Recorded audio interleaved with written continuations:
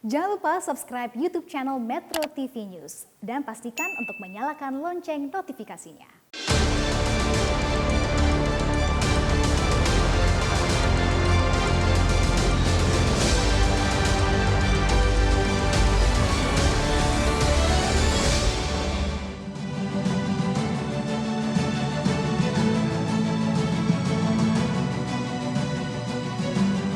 Selamat malam para pemirsa, ketemu lagi di Hot Room dengan saya, Hotman Paris.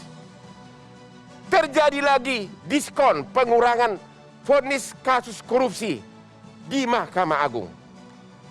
Edi Prabowo, mantan Menteri Kelautan, dalam kasus korupsi ekspor benih lobster yang semula divonis 9 tahun penjara di Pengadilan Tinggi Jakarta, di tingkat kasasi dikurangi hukumannya menjadi 5 tahun penjara. Salah satu alasan pengurangan hukuman adalah karena dianggap Pak Edi ini berprestasi, kinerjanya bagus selama jadi menteri. Tapi kan dia korupsi. Apakah perbuatan korupsi itu termasuk kinerja bagus? Inilah Hot Room, hukum tergantung hakim.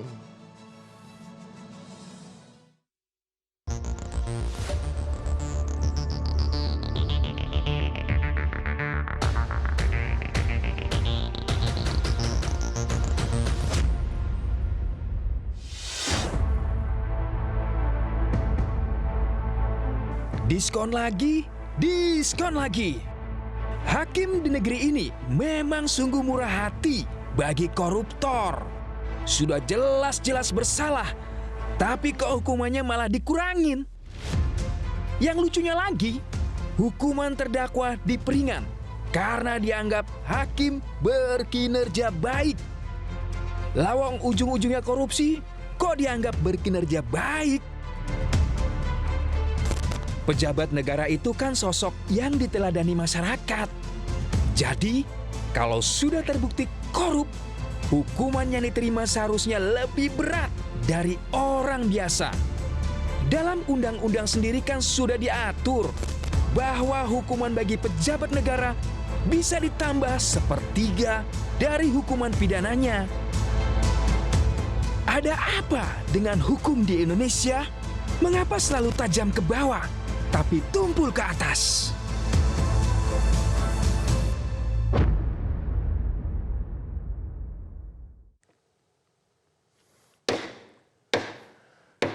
Pemirsa, untuk membahas topik ini sudah hadir di tengah-tengah kita para narasumber sebagai berikut.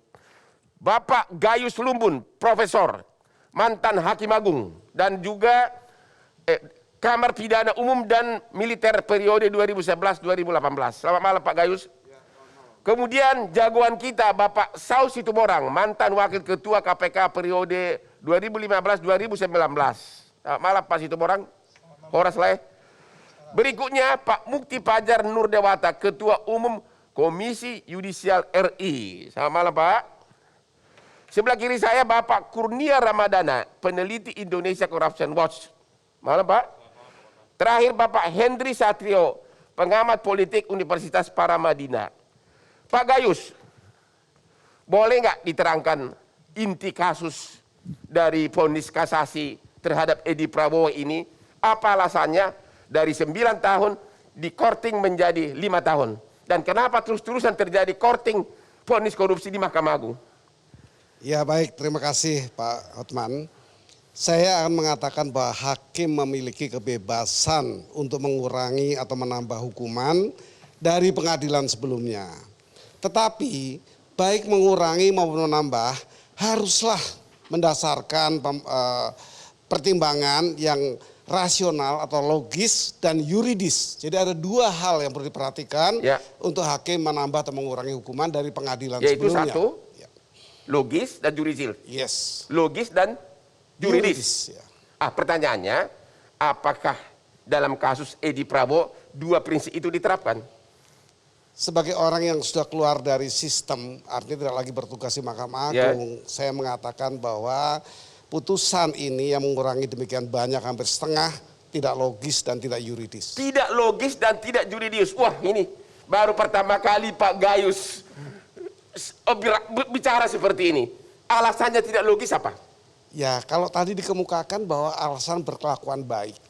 Kinerja baik selama menjabat menteri. Ya, kinerja baik kemudian bermanfaat untuk masyarakat. Ya.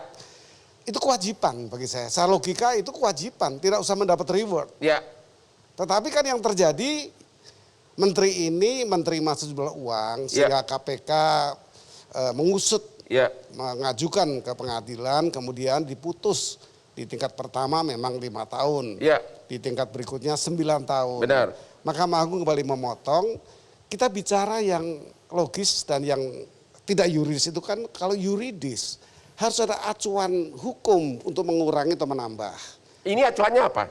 Ini acuannya kalau menurut saya yang semestinya dikenakan adalah bahwa yang bersangkutan itu tidak terkait dengan hal yang meringankan untuk dikurangi. Kenapa tidak terkait?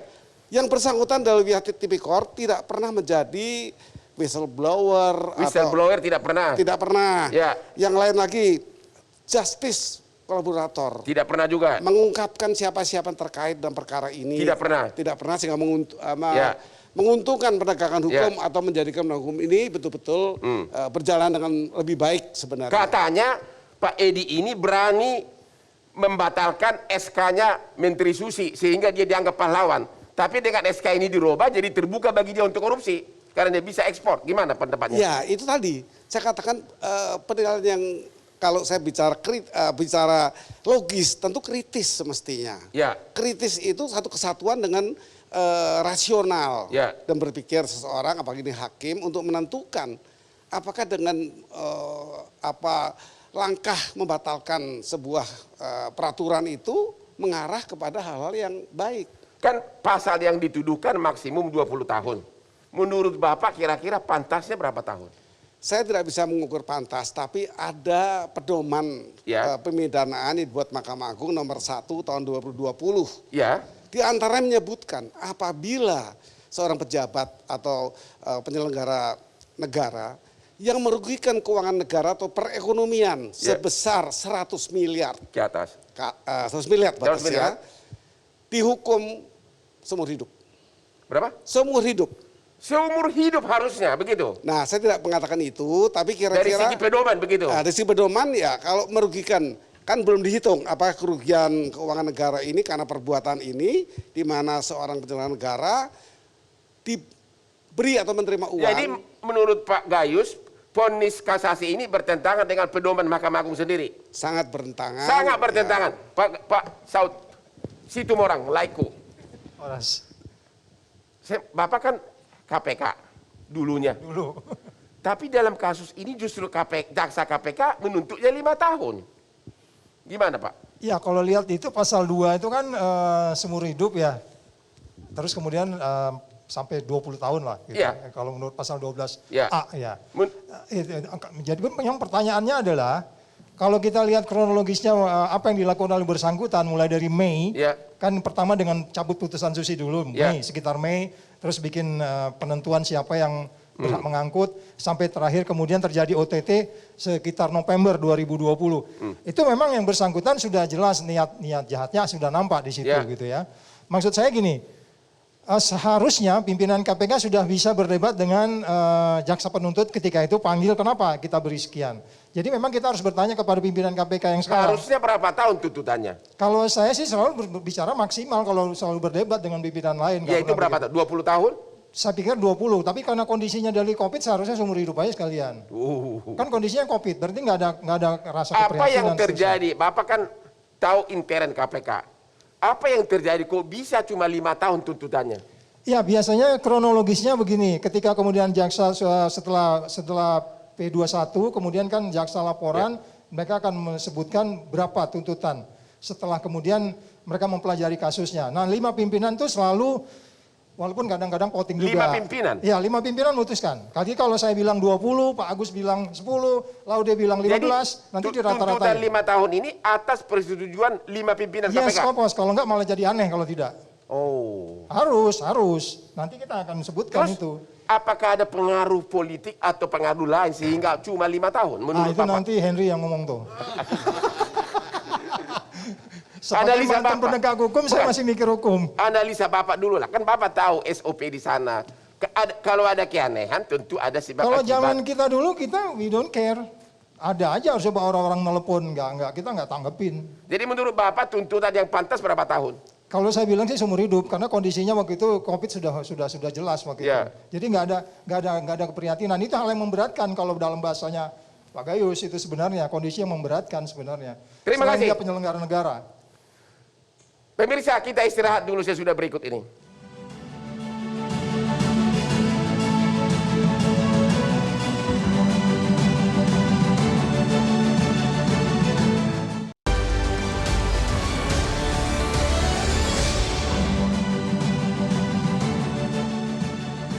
Temu lagi di Hot Room.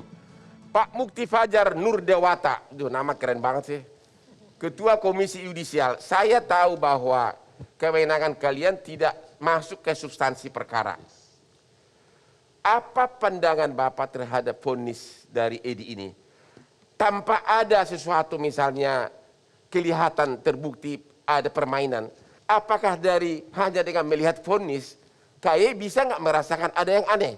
Dan apakah KY bakal bertindak? Baik, Bang. Jadi gini, Bang. Problemnya kan gini. Kaitannya dengan kasus-kasus seperti ini. Khusus Edi dulu. Apa pandangan Bapak? Kasus Edi dulu. Saya jelaskan dulu tentang bahwa tugas KY adalah melakukan pengawasan hakim ya, termasuk kasus Pak Edi. Ini kan baru muncul ketika sudah vonis.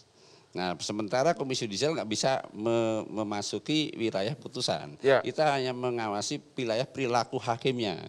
Bahwa kemudian kita melakukan tindakan-tindakan mencoba melakukan pengawasan secara langsung, datang secara terang-terangan di peradilan, ataupun melakukan investigasi. Ini yang kita lakukan sekarang. Apakah ada sesuatu di balik dari putusan itu?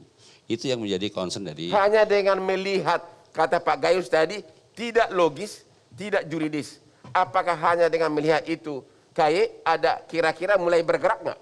Sudah, ini sudah ada bagian daripada caranya. Ya, karena yang menjadi concern masyarakat, yang menjadi perhatian publik itu menjadi bagian daripada prioritas dari Komisi Yudisial untuk melakukan penelaahan lebih lanjut, penelusuran. Kalau lebih lanjut, nantinya KY tidak menemukan adanya permainan, tapi putusan itu aneh, KY bisa apa? Tidak menemukan ada terobosan hukum di pasal 42 kekuasaan kehakiman. Bahwa Komisi Yudisial boleh menganalisis putusan yang telah inkrah. Nah, persoalannya telah inkrah, Bang. Ini kasasi kan sudah dianggap inkrah, Pak ya? Ini sudah inkrah. Nah, setelah inkrah. Nah, ini kan kemudian kita melakukan beberapa hal sebenarnya, nggak usah kasus ini. Kita sudah coba untuk menganalisis 20 perkara diskon ini. Ya. Dari tahun 2018 sampai 2021 case-nya itu kita coba analisis. Hasilnya? Ada beberapa catatan yang mungkin menjadi perhatian kita. Satu, pengurangan vonis itu baik melalui banding, kasasi, PK, ini dianggap mencederai rasa keadilan masyarakat. Pokoknya ini adalah bahwa ini kemudian bahwa apa menjadi harapan masyarakat, apa menjadi harapan dari reformasi untuk menghilangkan KKN, ini kemudian serasa dinegasikan begitu. Yang kedua, setelah berhasil begitu, KY bisa apa? Bisa kasih sanksi enggak? Mengusulkan mutasi. Mengusulkan mutasi kepada Mahkamah Agung. Ya, kalau Hakim Agung mutasi kemana? Kan tempatnya cuma di situ. Nah, ini pasalnya hanya berbunyi seperti itu. Mutasi kemana Pak Gayus? Mutasi bidang kerja. Oh begitu. Tapi sampai sekarang belum ada. Udah pernah nggak mengusulkan di tingkat Mahkamah Agung, KY mengusulkan Hakim Agung ini dimutasi karena ini. Pernah nggak? Belum. Sudah segitu banyak kasus korting. Ini belum selesai, Bang. Oh, maksudnya? Kenapa belum selesai? Ini tadi saya katakan karena sudah menunggu inkrah. Jadi kita harus menelusuri sejak dari PN, PT, PK, kasasi bahkan PK-nya. Ini bukan pekerjaan. Kan sudah banyak kasus yang sudah sampai bahkan sampai PK malah. Iya. Tapi kan kemudian di era saya ini saya lakukan analisis tadi. Yang kedua, bahwa ada penghilangan vonis uang pengganti. Ini juga jadi salah satu temuan. 3, bahwa pelaku turut serta divonis lebih rendah. Ini juga menjadi problem. Dan juga bahkan ada yang membebaskan ya terdakwa. Kemudian ada yang menarik bahwa tren vonis kasus tipikor ini tidak lebih rendah dari tuntutan jaksa 2/3. Ini beberapa putusan yang kami analisis ya. Yang kemudian namun ada juga vonis yang diperberat oleh majelis hakim untuk tingkat. Kalau begitu Pak, kita lihat dulu deh grafis korting putusan ini. Coba lihat grafis. Ini hasil ICW nih. Ini ada grafis korting vonis dari ICW ya. Inilah rata gimana ini Pak? Rata-rata apa ini maksudnya ini? 20 ya, kali dapat. jadi ini adalah potret putusan persidangan perkara korupsi, ya, baik tingkat judeks fakti maupun judeks juris di seluruh Indonesia. 26 apa itu artinya? 26 bulan berarti hanya 2 tahun 2 bulan rata-ratanya Bang. Dari 1 Januari sampai 31 dalam Desember. semua kasus korupsi? Dalam semua kasus rata-rata korupsi. vonisnya 26 bulan? Rata-rata vonisnya 26 bulan. Dan di tahun 2020 hanya 3 tahun 1 bulan penjara. Menurut kamu ini ringan, menurut ICW ini terlalu ringan atau apa? Sangat ringan dan tidak mencerminkan aspek keadilan, kepastian dan juga kemanfaatan. Kalau potret seperti ini, ia mencerminkan keadilan, tapi keadilan terdakwa, bukan keadilan masyarakat atau keadilan secara awam saja kita bisa melihat praktik korupsi sebagai extraordinary crime, tapi hukumannya hanya 37 bulan. Padahal kan di Undang-Undang pasal 2 sama pasal 12 itu minimum 4 tahun ya. Minimum 4 tahun kan, maksimum 20 tahun, bahkan di pasal 2 seumur hidup. Iya, tapi kalau di rata-rata kan segini. Iya, rata-rata segini. Kalau saya izin Bang Hotman untuk mengaitkan ke isu putusan Edi Prabowo ya. Memang benar pertama putusan itu harus dianggap benar. Sebentar, kita ke sana. Kita grafis berikutnya dulu. Oke. Biar ini dia nih, dari Bapak juga nih. ICW juga nih. Oke, coba diurang. 2017 yang warna kuning apa itu? Vonis ringan itu kami kategorisasi Pak di bawah 4 tahun. Vonis sedang 4 sampai 10 tahun. Ya. Vonis berat itu di atas 10 tahun. Jadi bisa Bang Hotman bayangkan tahun 2020 itu 760 putusan itu vonisnya ringan di bawah 4 tahun. Di bawah 4 yang berat, ya kasus korupsi yang berat itu hanya 18 perkara korupsi saja. Ini belum kita hitung berapa yang bebas dan juga lepas. Angka ini sebenarnya tidak bergerak membaik. Ya. Kalau Bang Hotman lihat di situ, kalaupun membaik paling hanya di bawah 10% saja.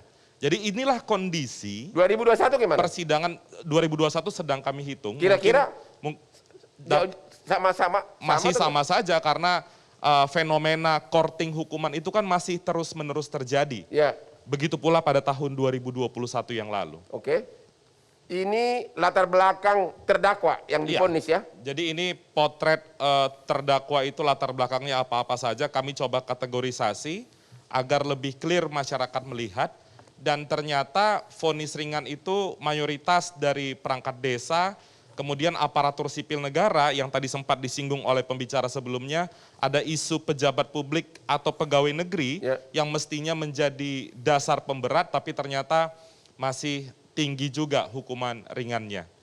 Itu Bang Hotman. Jadi jadi paling banyak malah perangkat desa ya.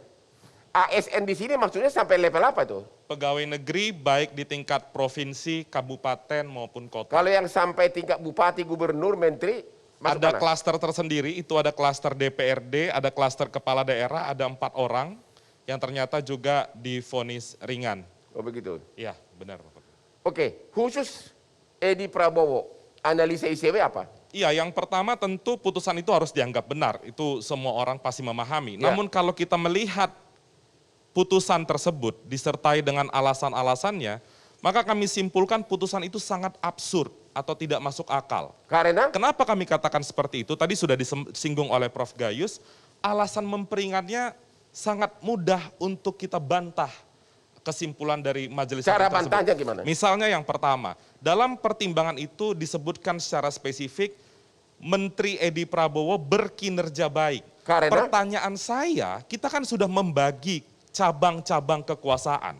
Hak untuk menilai kinerja seorang menteri bukan majelis hakim, tapi presiden. Itu pertama. Kenapa disebutkan dia berkinerja baik? Itu dia makanya. Katanya gara-gara berani merubah SK-nya Menteri Susi. Enggak, Larangan Bang ekspor. Hotman. Jadi kalau kita baca lebih detail, itu berkinerja baik dan baru masuk soal peraturan menteri. Ya. Maka dari itu, apa alasan Mahkamah Agung? Itu kan pertimbangan yang sangat subjektif. Ya. Kemudian kalau soal dianggap peraturan itu bagus, bahkan disebutkan Bang Hotman, mensejahterakan masyarakat. Tentu itu bukan ranah proses persidangan, Ya. tapi mereka sudah masuk dalam konteks pengujian materi peraturan itu. Ya. Saya rasa mereka bukan sedang menguji peraturan itu, Ya. tapi sedang menyidangkan perbuatan dari Edi Prabowo. Padahal Bang Hotman, ada sejumlah alasan memperberat untuk Edi Prabowo.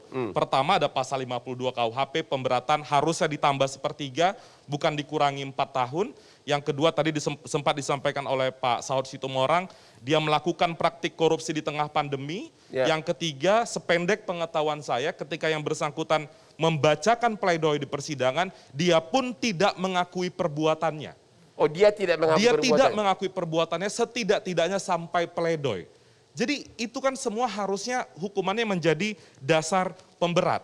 Tidak hanya penjaranya saja yang dikorting Bang Hotman, Ya. tapi pencabutan hak politiknya juga. Bagi kami, pencabutan hak politik itu penting untuk selalu diterapkan kepada terdakwa yang punya irisan dengan isu politik atau pejabat publik. Agar apa? Agar masyarakat tidak dihadapkan lagi dengan orang-orang yang tidak berintegritas. Itu poin pentingnya saya rasa. Terima Bang kasih. Hotman. Kita istirahat dulu, kembali lagi setelah headline berikut ini.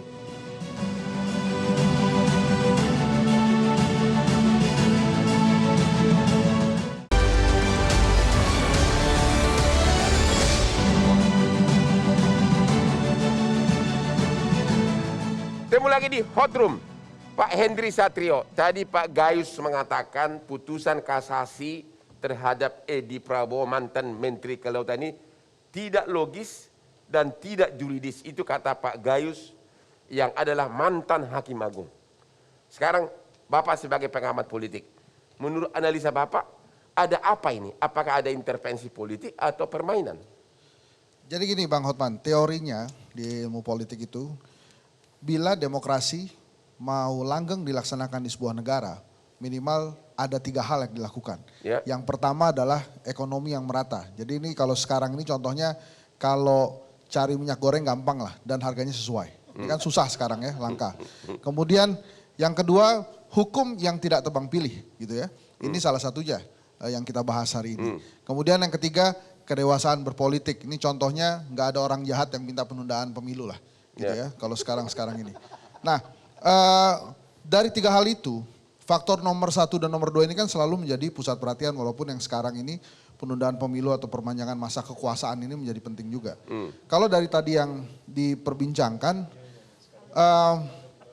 karena Edi Prabowo ini tokoh politik, maka persepsi di masyarakat sulit untuk dilepaskan dari peristiwa-peristiwa politik. Siapa tokoh politik yang ada di belakangnya, ya tentu saja kami dan masyarakat hanya bisa menduga, tapi tidak bisa memutuskan kira-kira siapa. Gitu ya. Termasuk apakah komisioner KPK yang kurang kuat terhadap case ini, kami juga tidak berani berandai-andai karena... Jadi kamu berani apa dong? Kamu kan pengamat politik. Kan belum sampai ngomongnya. Iya silakan. Nah, tapi kalau kita lihat semua, yang terjadi memang unsur-unsur politik ini sulit sekali dilepaskan di kasus ini. Ya. Alasan pemotongannya aja politis sekali. Katanya berkinerja baik selama jadi menteri. Kan itu menganggap rakyat Indonesia itu bodoh semua keputusan itu. Kenapa saya bilang begitu? Lah kan dia korupsi ketangkepnya. Berbuat baiknya di sebelah mana? Maka sebetulnya keputusan hakim ini justru membuka celah-celah diskusi politik, bahkan diskusi-diskusi ke ranah yang lebih berat dari politik. Yaitu Suuzon gitu. Apa? Suuzon. Bahkan kalau kita ngobrol-ngobrol, saya pernah bicara dengan beberapa praktisi hukum malah lebih ngeri lagi jawabannya. Ini apakah ada mens rea ya di para hakim ini gitu ya. Saya juga nanya itu mens rea itu maksudnya apa gitu. Karena saya kan bukan orang hukum, supaya saya tidak salah. Jadi saya gak mau menjelaskan mens rea itu di sini apa, nanti Bang Hotman aja. Jadi menurut saya secara politik, apalagi ada pengurangan hak-hak politik dari hukuman sebelumnya, ini ada unsur politisnya. Nah, apakah unsur politis bisa memperbaiki atau memotong hukuman secara hukum? Kembali bapak-bapak di sana yang bisa menjawab. Tapi kalau menurut saya unsur politisnya ini besar sekali. Ada siapa di belakang Edi Prabowo? Kalau namanya kan ada Pak Prabowo-nya itu. Tapi apakah Pak Prabowo ada di sini? Nah, saya juga nggak tahu tuh. Kita karena Prabowo itu Menteri Pertahanan, itu klien saya 30 tahun. Jadi mendingan saya ganti topik. Sudah 2 kali dibicarakan itu Bang Hotman. Oke. Gitu Bang Hotman. Berikut ini kita akan lihat dulu insert grafis hakim yang meringankan hukuman para koruptor. Rekan saya, rekannya Gayus juga, Oce Kaligis. Ya. Itu nama hakim, nama terdakwa Pak Sariput. Ya. Terus kasus Sanusi, ini nama hakimnya semua. Kasus Irman, kasus Sugiharto juga nama hakimnya ada semua. Ya. Ponis semuanya, ponis. Diskon. Ya. Ini diskon lagi.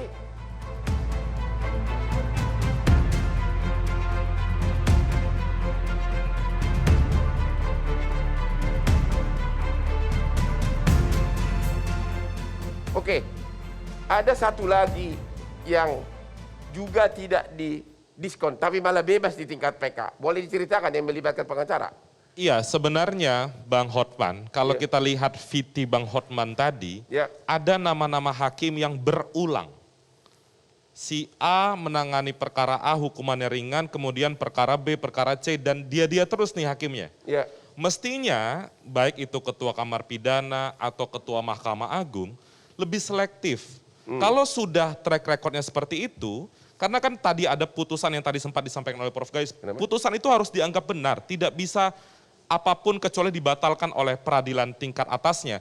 Tapi kalau selalu berulang, memang harus ada pemilahan yang cukup clear. Ketika perkara-perkara itu misalnya kerugian negaranya yang besar, melibatkan penyelenggara negara sekelas menteri, jangan lagi diberikan kepada orang-orang yang sering atau rutin menghukum atau mengkorting hukuman para pelaku korupsi. Nah, itu yang penting sekali Bang Hotman, karena kita sudah punya komitmen yang cukup tegas.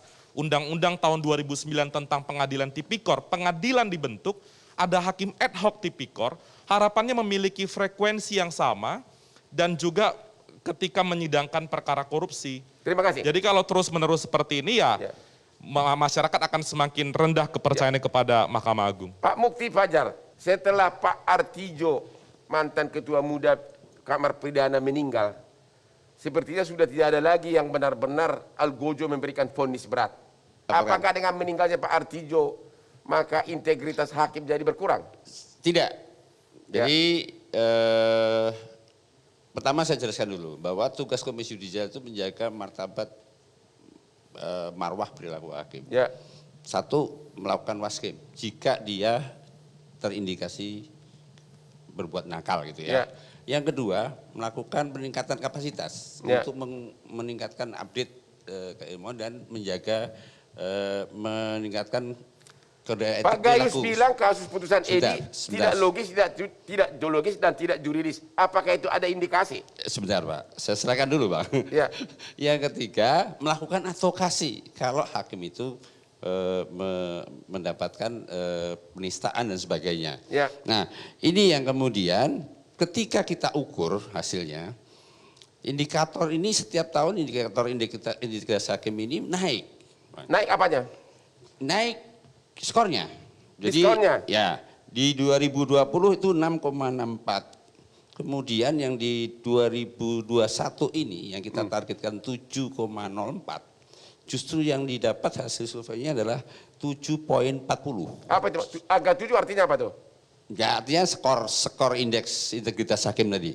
Malah naik? Naik. Tapi vonis penjara korupsi malah terus kan kita diskon ngukurnya dari sekian ratus hakim dan kemudian sekian ribu orang ya.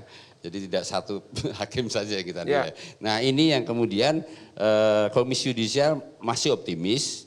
Walaupun tadi katakanlah sudah tidak ada Pak Artijo, tapi pasti akan muncullah Artijo baru yang kita harapkan nanti bisa dari sekian banyak kasus vonis penjara yang sudah dikorting, sudah pernah nggak KY bertindak menginterogasi, meneliti Atau bagaimana? Kalau Atau kasus korupsi, baru sebatas riset kalau doang? korupsi sudah pernah.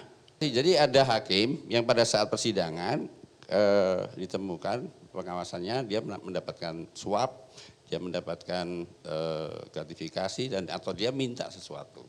Ini di catatan KAI ada. Bang Hotman, maaf ini saya nanya, bantuin Bang Hotman nanya.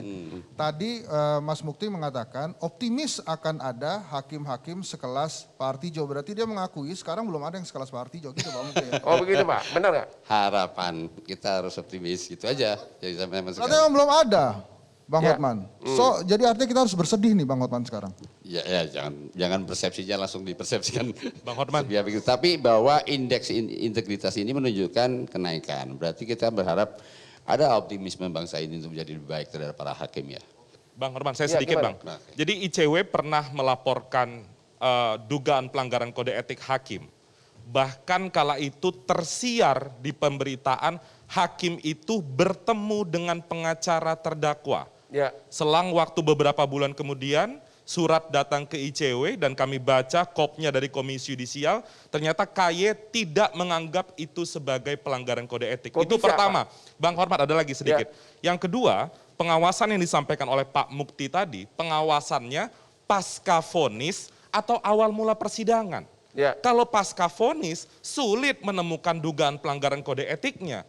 Harusnya ada indikator di Komisi Yudisial kalau perkara Edi Prabowo ini dilihat dari awal persidangan pengadilan tingkat pertama. Jangan ketika vonisnya ingkrah baru dilakukan pengusutan. Jadi menurut Anda KY ini nggak bekerja dengan benar atau apa? Kami masih melihat harus banyak perbaikan ke depan. Selain itu Bang Hotman, ini kan alasan memperingan, ini kan sudah marak terjadi. Bang Hotman tadi sudah sampaikan, ada kasus Pinangki, ada kasus Nur Hadi dan lain sebagainya. Ada pola yang terbentuk soal alasan memperingan dan memberatkan. Tadi Pak Mukti menyampaikan boleh menganalisa putusan. Pertanyaan lebih lanjutnya adalah apakah KY pernah merekomendasikan soal alasan memperingan dan memberatkan Tolong kepada dijawab Mahkamah Pak Mukti, Agung? pernah nggak merekomendasikan alasan memperingan ini? Tadi pertanyaan ICW, pernah nggak?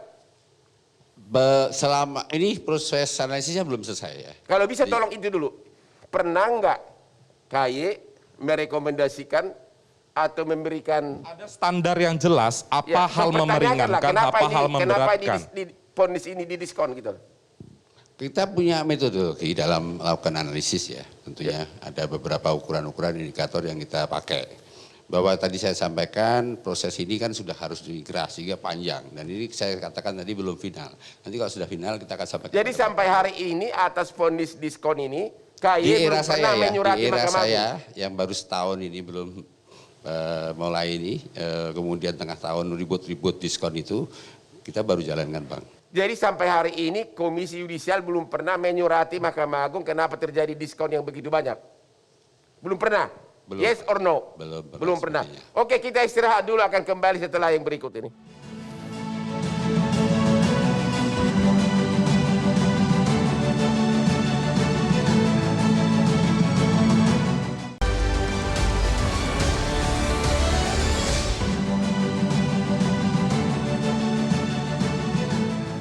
Temu lagi di Hot Room, Pak Gayus. Saya belum pernah mendengar seorang mantan Hakim Agung mengkritik putusan koleganya. Dan malam ini, inilah pertama kali Profesor Dr. Gayus Lumbun mengatakan putusan Edi Prabowo itu tidak logis dan tidak juridis. Kalau di tingkat Mahkamah Agung sebagai benteng keadilan putusan sudah tidak logis dan tidak juridis, terus kemana rakyat ini pergi? Tentu semua keadaan kontroversial di masyarakat itu harus disikapi. Disikapi oleh Mahkamah Agung. Sikap apa yang paling elegan dan sesuai dengan yuridis. Menurut Bapak apa yang elegan? Di zaman MA dipimpin oleh Pak Suryadi pada tahun 67. Dalam keadaan tertentu baik keuangan pengadilan-pengadilan maupun putusan-putusan yang menghebohkan masyarakat, Pak Suryadi sebagai ketua MA ketika itu memerintahkan punya instruksi nomor 1 SEMA kurung instruksi tahun 1967 agar ada dilakukan eksaminasi. Kalau sudah dieksaminasi terus diapain?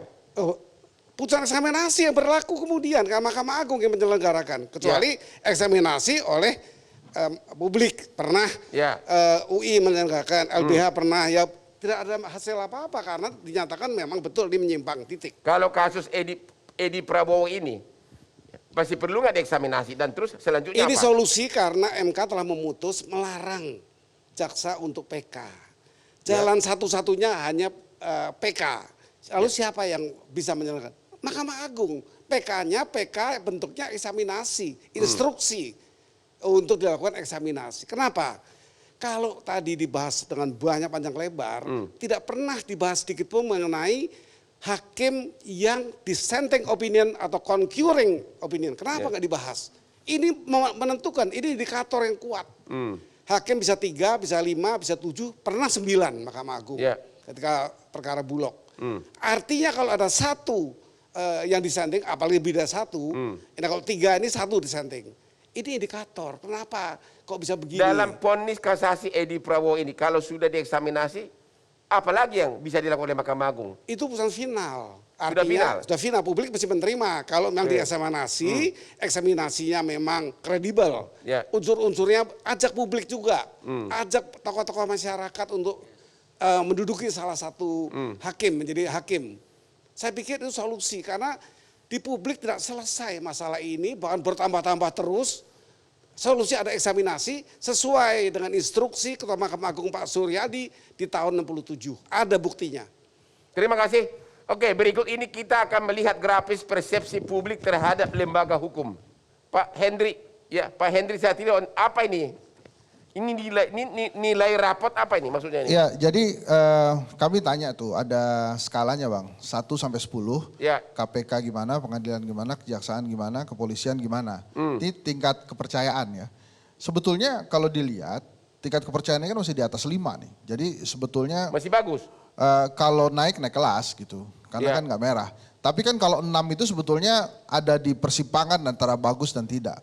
Nah lagi-lagi ini persepsi masyarakat terhadap 4 lembaga ini. Memang Komisi Yudisial juga nggak ada di sini. Nah minimal ini bisa menjadi bahan bagi pemerintah untuk meningkatkan kinerja hukum.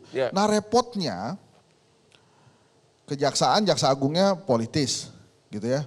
Pengadilan beberapa kalau nggak salah pemilihan hakim agung juga melewati sebuah ranah politis. Itu dipilih oleh anggota DPR, bukan dipilih oleh fit and propernya di DPR. KPK juga fit and propernya juga sebelumnya di DPR itu persepsi publik sangat tinggi ya. KPK. Kok sekarang jadi sama dengan pengadilan? Nggak sama itu. Beda itu kalau dikit dilihat doang. Itu beda jauh Bang. 0,18an itu, 0,16an itu lumayan.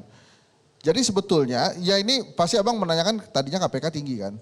Karena KPK ini menurut saya misalnya kasus Aziz Samsudin, itu kan dia Komisi 3.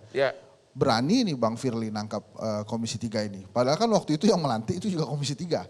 Atau yang memilih Ketua KPK. Nah memang menurut saya selama ada alur politis, alur politik di dalam penentuan para aparat hukum, ini mereka akan kesulitan pastinya. Mungkin kesimpulannya ini persepsi ini penurunan atau tidak ada peningkatan atau apa? Tidak ada peningkatan, jadi agak turun ini Bang. Turun ini pastinya. Tapi ini kan lagi-lagi masalah persepsi dan waktu itu ada gonjang-ganjing misalnya untuk KPK ya. Ada isu undang-undang KPK dan lain-lain. Mungkin Prof Gayus lebih paham ya bagaimana kemudian supaya penentuan para penegak hukum ini tidak usah melalui langkah-langkah politis di DPR. Karena begitu masuk ke sini akan ketemu lagi hal-hal yang begini. Ini masalah kepuasan. Kepuasan terhadap lembaga penegak hukum. Ini kalau angka 1 sampai 10, 6 berarti semua lulus dong Pak? Lulus tapi kan nggak bangga gitu. Apa ini? C atau D? C ya? B- atau C+ gitu ya. Nggak lulus sih lulus tapi kan nggak bangga gitu. Jadi nggak bisa tantang-tenteng gitu. Kalau Anda nilainya 8, nilainya 9 itu oke lah. Bahkan kalau 7 sekian aja kan udah minta perpanjangan masa jabatan gitu kan.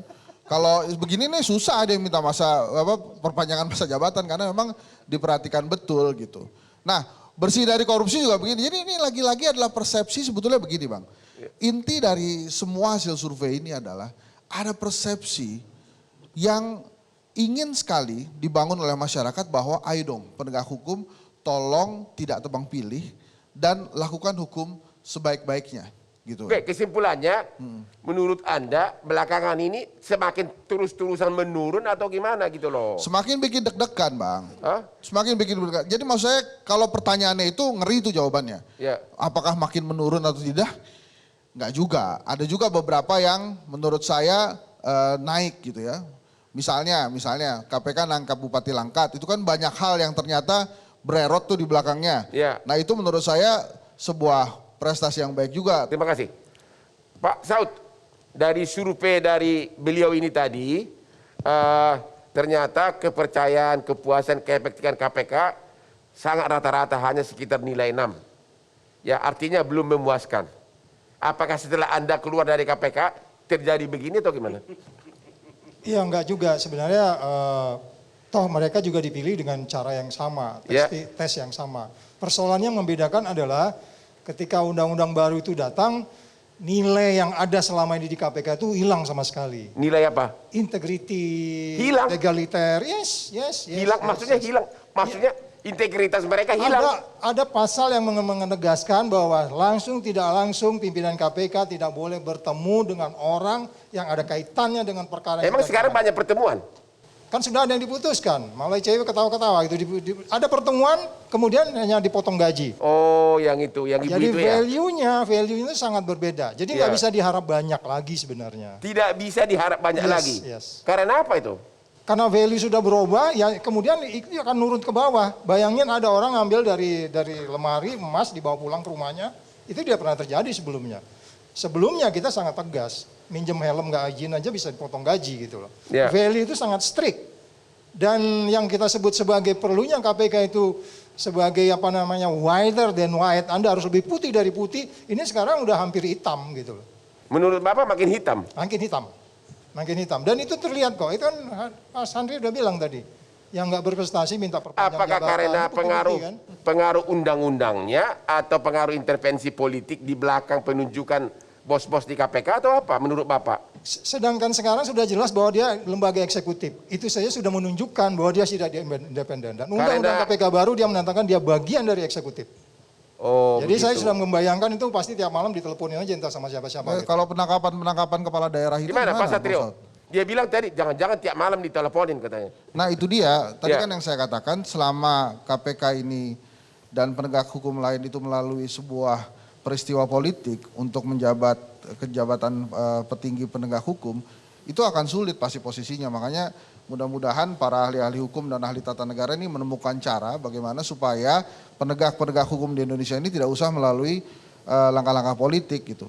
Ya, nah, walaupun itu panjang ya, karena undang-undangnya harus berubah. Pak Saud tadi mengatakan dengan adanya undang-undang tersebut maka KPK menjadi lembaga eksekutif ya? Yes, itu tegas. Nah itu, dan lembaga eksekutif mengusut teman sesama eksekutif dan dia bagian dari eksekutif. Makin nggak masuk di akal kan sudah. Nah itu makanya sekarang kebayang kita bebannya komisioner KPK masa Pak Saud itu bagaimana. Walaupun berhasil menangkap banyak sekali bupati, itu kan kita belum lihat keputusannya terakhirnya gimana. Jadi maksud saya mungkin juga ada ganjalan-ganjalan yang tidak seringan Pak Saud pada saat di KPK oleh KPK yang sekarang. Mungkin mengatakan bahwa kaki mereka berlima sekarang sedang diikat gitu. Bahasanya nggak begitu. Nah kira-kira begitulah bahasanya ya. Bang Saud itu lebih cerdas gitu. Apa Anda setuju dengan kata Pak Saud? Selama undang-undang ini tidak dirubah yang membuat KPK sebagai bagian dari eksekutif, tidak mungkin ada perbaikan. Sebaiknya memang KPK independen. Terima kasih. Seperti waktu itu. Kita istirahat dulu setelah berikut ini.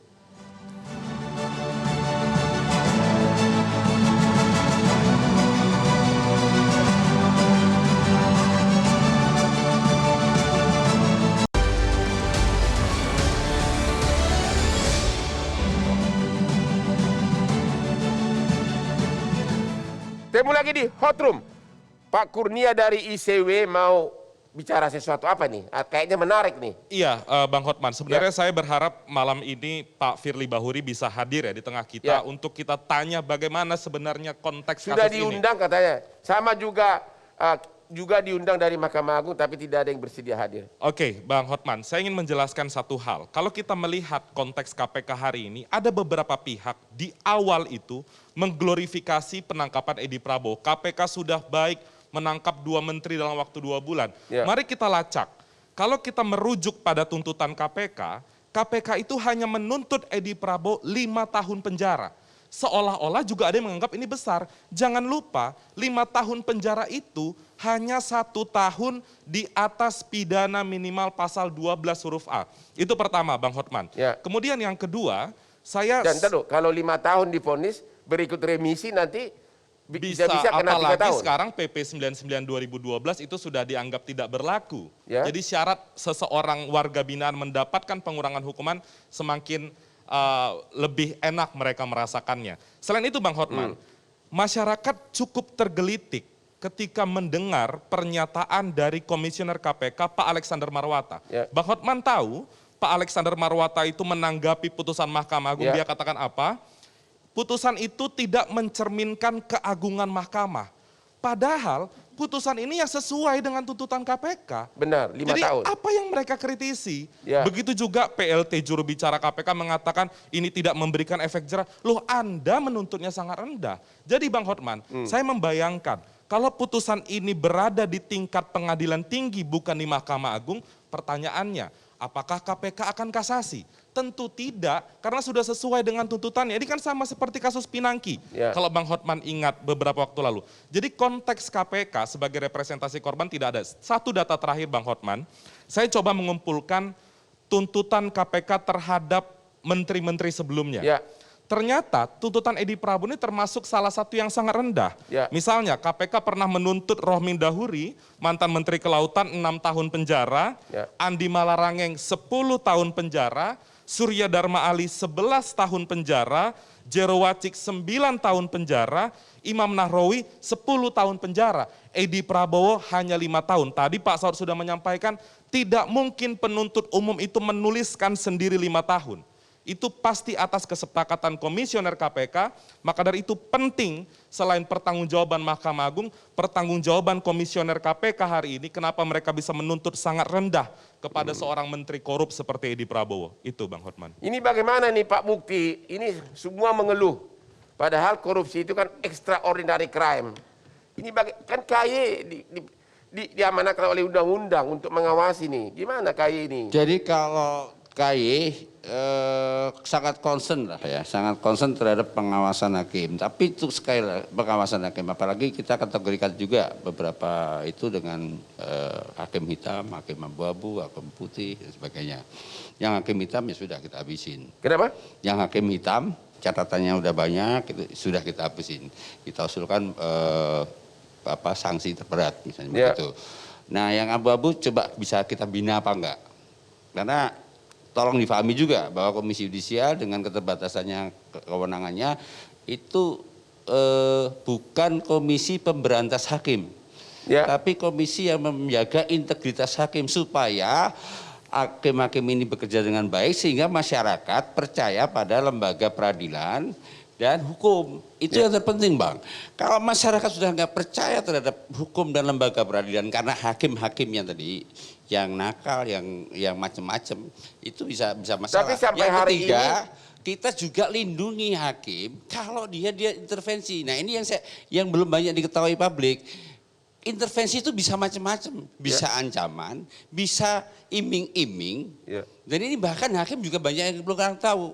Makanya saya sampaikan kalau hakim, lu dapat bapak-bapak yang mulia para hakim ini dapat iming-iming, lapor ke KY. Tapi sampai hari ini produk KY gebrakannya ini belum pernah ada kedengaran di kuping. Sudah kemarin saya laporkan ada 15, sekarang naik Pak, ada 13 paling kasus. Di tingkat bawah kali ya, tingkat Mahkamah Agung nggak ada.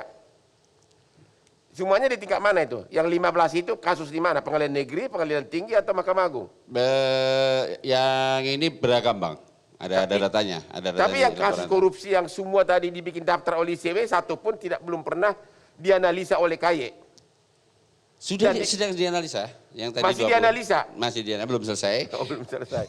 Sudah saya sampaikan tadi bahwa kami akan sampaikan nanti. Cuma bahwa kita concern. Ya. Kita concern terhadap pengawasan hakim dan kemudian menjaga martabat hakim. Artinya konsep kewenangan Bapak kurang atau gimana? Ya. Undang-undang kita yang 2011 ini Jadi sangat pada dasarnya kewenangan Bapak itu KY itu kurang bergigi selama undang-undangnya tidak dirubah. Yang begitu? 2004 sangat kuat. Sekarang? Yang 2011 banyak sekali yang. Jadi pada dasarnya ini para ahli nggak bisa yang lebih berbuat tahu. banyak. Jadi nggak bisa diharapkan banyak dari KY karena salah undang-undangnya begitu. Kita memaksimalkan apa yang bisa. Apa yang bisa, Ya. tapi dibatasi oleh undang-undang. Ya. Terima kasih, Pak Saud. Bagaimana caranya untuk mengembalikan KPK seperti zaman Anda dulu? Jangan zaman saya dong. Di zaman Anda sebelumnya lah. Jadi saya katakan Di awal-awal KPK, di waktu awal KPK itu dibentuk, seluruh rakyat bergembira. Prinsip-prinsip memberantas korupsi itu kan ada beberapa ya. Pertama, dia harus bebas dari konflik of interest. Yaitu apa itu? Ya, konflik of interest tidak ada. Kalau selama masih ada konflik of interest itu contoh konflik of interest selama dia eksekutif, maka itu di semua kita, terlebih di KPK-nya gitu. Ya, contohnya dengan status KPK sekarang sebagai eksekutif, Ya. sedangkan yang diusut adalah eksekutif, itu menurut Anda konflik of interest? Itu sudah dapat dipastikan syarat dengan konflik of interest karena dia sudah dalam satu barisan. Kemudian dia harus fair. Fair nggak itu dia? Tadi kan sudah jelas. Ya. Saya menjelaskan. Sangat bahasa yang sederhana, jujur nggak kita? Fair nggak kita dengan kondisi yang sangat sulit seperti itu, kemudian hanya diberi 1 tahun di atas dari minimal gitu. Ya. Nah kemudian setelah kita katakan fair, accountable nggak dia? Ya. Nggak ada accountability-nya gitu. Jadi prinsip-prinsip pemberantasan korupsi yang kita sebut sebagai terbuka, bebas dari konflik of interest, bertanggung jawab, kemudian mendorong partisipasi. Kayak begini ini nggak mendorong partisipasi, orang jadi skeptik. Konkretnya, undang-undang selama undang-undang KPK masih seperti sekarang itu nggak mungkin terjadi. Yes, dan itu harus dikembalikan. Oke. Ya. Gimana Pak Gayus?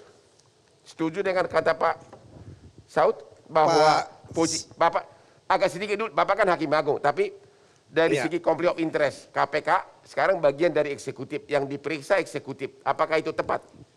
Pak Saud Situmorang ini satu era dengan saya ketika kami bersama-sama bertugas di lembaga hukum ya. Ketika itu saya Hakim Agung, Pak Saud itu masih komisioner pimpinan dari KPK. Kami respect sekali. Tetapi persoalannya kalau kita bicara perkara-perkara ini, kalau saya pribadi saya tidak pernah tergantung dengan dakwaan atau tuntutan jaksa. Hakim punya kemandirian untuk menentukan sikap hakim. Tidak tergantung.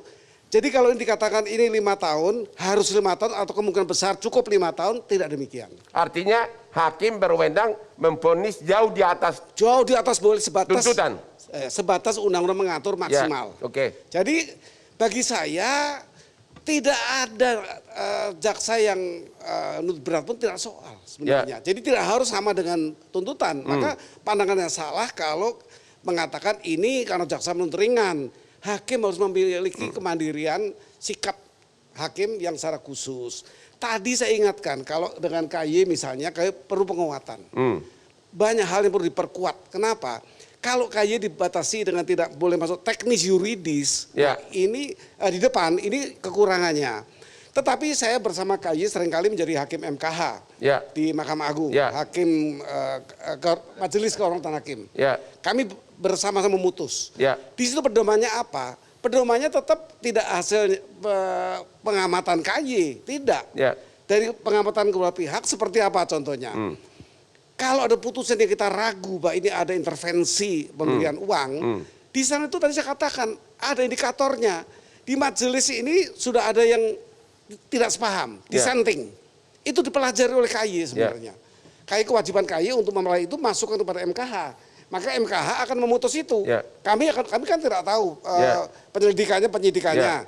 Nah, bagi saya dissenting opinion, concurring opinion tidak samanya pandangan kejadian maupun besarnya strafmat kalau concurring, besarnya hukuman itu indikator. Berarti setiap ada hakim yang dissenting, putusan itu perlu diragukan gitu? Tidak perlu, bukan tidak diragukan, itu juga kebebasan, tapi perlu pengamatan khusus. Karena ada keberatan di situ. Tidak, dia menyampaikan saya dissenting, itu dimuat di putusan.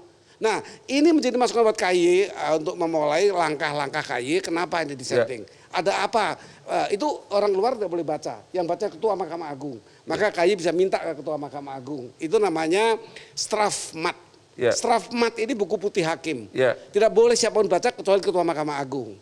Nah, maka di sana ketahuan apa sih yang disentingkan, yang konkurnya di mana. Itu pintu masuk sebenarnya. Ke dalam contoh kasus. Kita kan sebagai ahli hukum sudah tahu hukumnya ini. Kalau ada suatu putusan, nyata-nyata isinya tidak ada logisnya. Tapi kita tidak bisa buktikan ada permainan. Itu yang jadi masalah. Dari segi putusannya benar-benar nggak masuk di akal, nggak ada dasarnya. Tapi tiga-tiganya setuju. Tapi kita KY tidak bisa apa-apa karena dia tidak bisa masuk teknik juridis. Terus gimana dong untuk putusan seperti itu? Kalau memang tidak ada jalan lain, eksaminasi. Ketua Mahkamah Agung bersikap bahwa ini publik rame. Dia sebagai ahli hukum tidak logis. Tidak ada yuridisnya. Harus ada sikap dari sini Ketua Mahkamah Agung atau pimpinan Mahkamah Agung secara kolektif memutuskan yang ini perlu eksaminasi. Bentuk tim eksaminasi dan itu final. Itu setingkat PK. Sama dengan PK karena dia tidak bisa Jadi PK. perlu dibentuk satu tim eksaminasi di Mahkamah Agung. Bisa ad hoc, bisa permanen. Saya pernah hali ke presiden. Oh begitu. Pernah saya menghadap ini untuk menyampaikan perlunya lembaga eksaminasi nasional. Kalau ada BNN juga ada eksaminasi kalau publik ribut, tim ini digerakkan oleh negara yang membentuk. Kenapa bukan KY yang selalu buat eksaminasi? Artinya biar produknya tidak bisa dipakai sebagai final. Masalahnya itu dia tidak punya kewenangan. Ini harus Mahkamah Agung. Saya usulkan bisa secara nasional, bisa lingkup Mahkamah Agung saja sebagai ad hoc. Akan selesai semua masalah.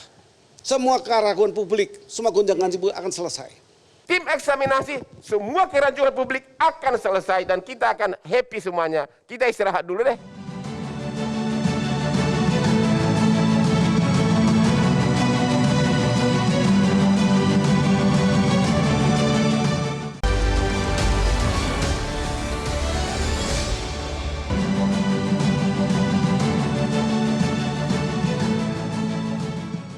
Oke, kita tiba ke segmen terakhir, segmen kesimpulan. Tolong kepada semua narasumber memberikan pendapat apa yang harus dilakukan untuk membenahi kesemrautan ini. Pak Gayus pertama, kurang dari 1 menit, silakan. Ada satu kisah seorang filsuf, Taverna mengatakan. Di mana itu, di kota mana itu? Ini di teori-teori hukum. Ini kisah, tapi ini dikenal banyak orang. Taverna dikenal oleh banyak filsuf. Mengatakan, berikan aku hakim yang berani, jujur, dan cerdas.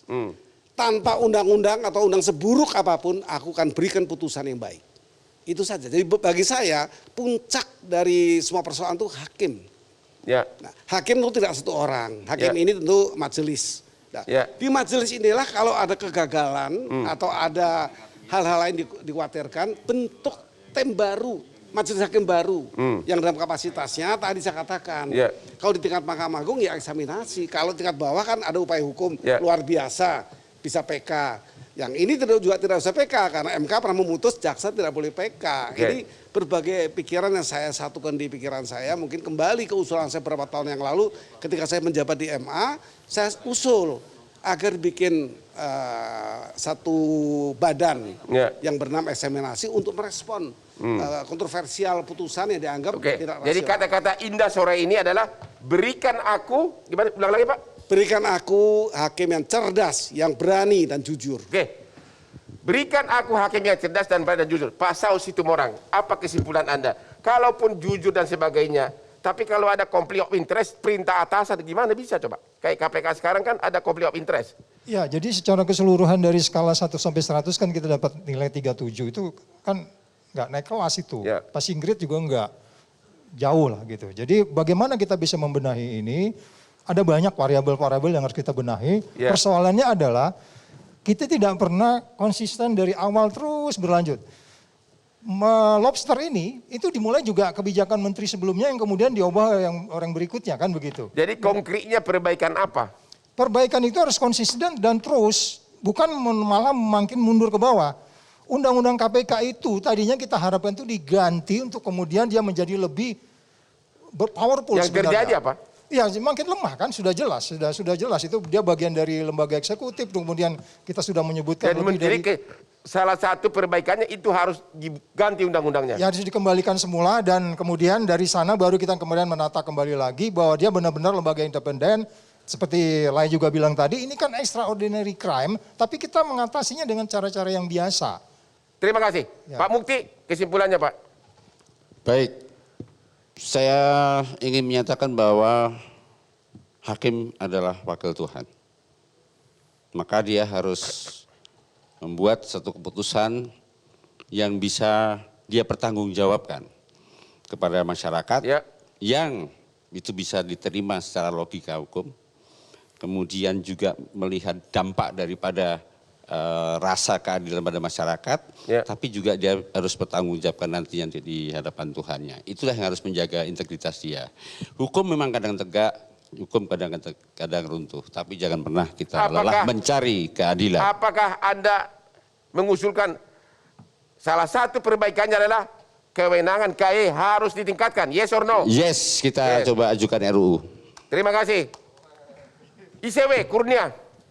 Ya, kalau kita lihat masalah hari ini secara lebih overview melihatnya, maka perlu ada pedoman untuk hakim ketika menuangkan pikirannya untuk alasan meringankan dan alasan memberatkan. Satu. Yang kedua, kalau melihat hari ini, saya rasa penting tadi saran Prof. Gayus untuk ditindaklanjuti, eksaminasi dan lain sebagainya, karena tidak ada upaya hukum lagi. Putusan MK menegaskan jaksa tidak boleh PK, titik. Jadi kalau putusan seperti ini, maka kita tidak mungkin lagi berharap Edi Prabowo akan dihukum lebih berat. Kalaupun Edi mau peninjauan kembali, tidak membuka celah untuk memberatkan karena PK meringankan. Kemudian Bang Hotman, yang harus difokuskan adalah bagaimana proses seleksi Hakim Agung itu mempertimbangkan aspek kompetensi dan juga integritas. Dan juga kalau hari ini kita melihat ke depan seperti apa, maka lembaga pengawas seperti Komisi Yudisial, Badan Pengawas Mahkamah Agung harus memperhatikan setiap persidangan korupsi lebih khusus, apalagi yang melibatkan pejabat-pejabat publik. Agar apa? Agar tidak terjadi hal-hal di luar hukum, praktik penyuapan, gratifikasi, dan lain sebagainya. Ada satu cara, Anda setuju nggak? Yang membuat ini kan gara-gara hukuman itu kan minimum 4 tahun, maksimum 20 tahun. Gimana kalau undang-undang korupsi dirubah, minimum 15 tahun, maksimum 20 tahun. Sayangnya Bang Hotman, setiap ada perubahan undang-undang tipikor, DPR dan pemerintah selalu menolak, dan itu dituangkan dalam rancangan kitab undang-undang hukum pidana, alih-alih saran Bang Hotman itu diakomodir, justru semakin dikurangi. Bagi pejabat publik minimalnya 1 tahun dalam pasal 3, sedangkan untuk masyarakat minimalnya 4 tahun. Jadi di mana rasa keadilan itu terjadi kalau hukuman pejabat publik lebih rendah daripada hukuman masyarakat? Ini penting untuk kita ketahui bersama. Terima kasih Pak Hendri Satrio. Ya ada 3 Bang Hotman. Yang pertama saya mempelajari bahwa ternyata pemberantasan korupsi di Indonesia itu bukan hanya sebatas kerja baik yang dilakukan oleh KPK. Karena ternyata setelah KPK ada lembaga-lembaga lain termasuk hakim yang menentukan seberapa berat hukuman bagi para koruptor. Kemudian yang kedua, saya memiliki opini bahwa ada 3 hal yang di pemerintahan Pak Jokowi, oleh Pak Jokowi tidak ditempatkan di level pertama, yaitu penegakan hak asasi manusia, HAM gitu ya. Kemudian yang kedua pelaksanaan demokrasi, kemudian yang ketiga adalah pemberantasan korupsi. Ini bukannya tidak menjadi perhatian Pak Jokowi, tapi tidak menjadi level utama perhatian beliau, karena level utamanya itu di infrastruktur. Nah kemudian yang ketiga, saya mengusulkan kepada para penguasa, pemerintah, ahli-ahli hukum, untuk segera menemukan formula bagaimana caranya para penegak hukum ini, petinggi-petingginya, ketua, komisioner, dan lain-lain, pada saat dipilih oleh negara tidak perlu melalui serangkaian langkah-langkah politik yang akhirnya membuat mereka menjadi terbatas dalam pelaksanaan keputusannya. Jadi kalau bisa tidak perlu lagi ada fit and proper di DPR karena itu adalah lembaga politis. Jadi mudah-mudahan bisa ketemu rumusannya sehingga itu tadi penegakan hukum tidak terlalu tergantung pada sejarah politik si Jadi penegak Anda hukumnya. tidak mau mengkaitkan pejabat politik dalam penunjukan pejabat pengadilan maupun KPK begitu? Ya, jadi nggak usah ada ranah politiknya, jadi pure hukum. Nah ini PR sebetulnya buat para penegak hukum dan ahli-ahli hukum tata negara. Karena saya tidak paham itu caranya gimana. Oke, demikianlah akhir dari topik diskusi kita malam ini. Kesimpulannya sudah diberikan oleh para ahlinya. Dan pada pemirsa semuanya jangan lupa untuk menonton acara ini jam 9.30 hari Rabu hanya di Metro TV Hot Room jam 9.30 malam ini.